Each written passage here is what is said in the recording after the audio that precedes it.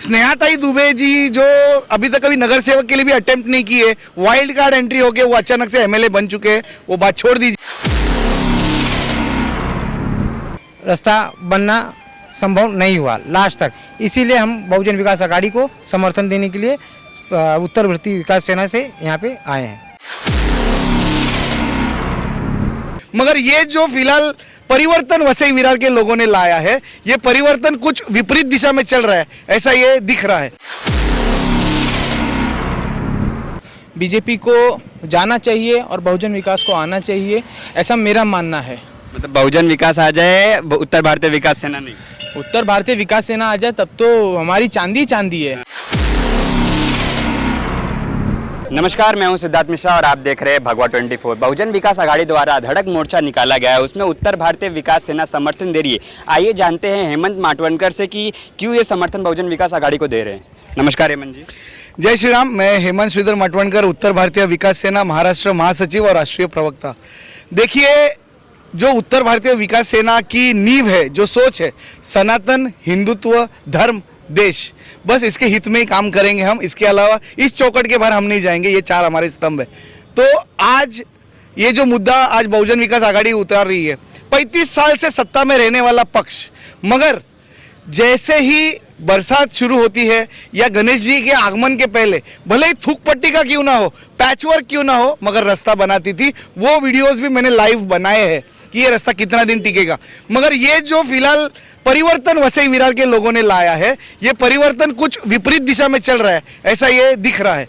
क्योंकि आज दशहरा भी पार हो गया, अभी तक इन्होंने रास्ता नहीं बनाया। रास्ते का समस्या लेके सबसे पहले मैं प्रताप सरनाइक जी जब उनका दौरा लेके वसई में आए थे तो उनको पत्र दिया था 10 तारीख को। उसका फॉलोअप मैंने किया 19 तारीख को, जब आतिश सावंत ने भीख मांगो आंदोलन रखा था, उसको मैंने बैकअप दिया था, सपोर्ट दिया था। उसके बाद आज ये बहुजन वालों ने ये निकाला है, इसको भी हम सपोर्ट करते, क्योंकि ये सब यहाँ के जनता के हित में काम है कि गड्ढे भरने चाहिए। इस गड्ढों के वजह से कितनों की जाने गई है, कितनों को फ्रैक्चर हो गए और कितने सारे हादसे हो गए और होते होते टल भी गए।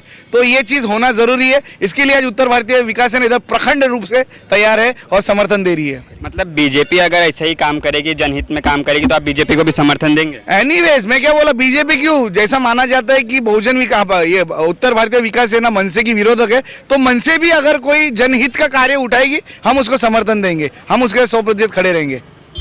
आपका क्या कहना है इस मामले में? भैया बात तो हेमंत सर ने जो बोला है सही बोला है।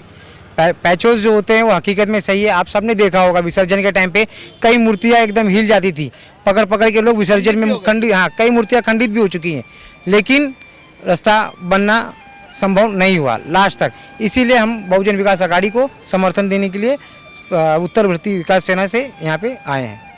लेकिन स्नेहा दुबे ने बोला है कि 2014 से लेकर अब तक कोई नई रोड नहीं बनी है। उन्होंने सीएम फडणवीस के पीछे पड़ के नए रोड को MMRDA के सौंपा है और उसका काम जल्द ही शुरू करेगा। जब तक काम शुरू नहीं होता तब तक वो पैचवर्क का काम जल्द से जल्द शुरू करने की चाह रही है। देखो, पैचवर्क का काम जो है ना, 2 स्तर पे होता है। सबसे पहले नगर पालिका ने करना चाहिए, नगर पालिका नहीं करते PWD ने करना चाहिए। तो स्नेहाताई दुबे जी जो अभी तक कभी नगर सेवक के लिए भी अटेम्प्ट नहीं किए, वाइल्ड कार्ड एंट्री होके वो अचानक से एमएलए बन चुके हैं, वो बात छोड़ दीजिए। मगर उन्होंने, उनके जो सीनियर है, उनके पतिदेव भैया नवीन दुबे भैया से भी अगर गाइडेंस लेंगे तो नवीन दुबे भैया भी उनको गाइड करना चाहिए कि नगर पालिका काम नहीं करते, PWD डिपार्टमेंट किस लिए बना है, सेंट्रल गवर्नमेंट बॉडी है वो। और आज केंद्र में बीजेपी, राज्य में बीजेपी, वसई विरार में बीजेपी, तो ये आंदोलन जो ये लोग दिखावटी आंदोलन करते, किसके लिए और किसके विरोध में कर रहे, ये एक बहुत बड़ा जोक है।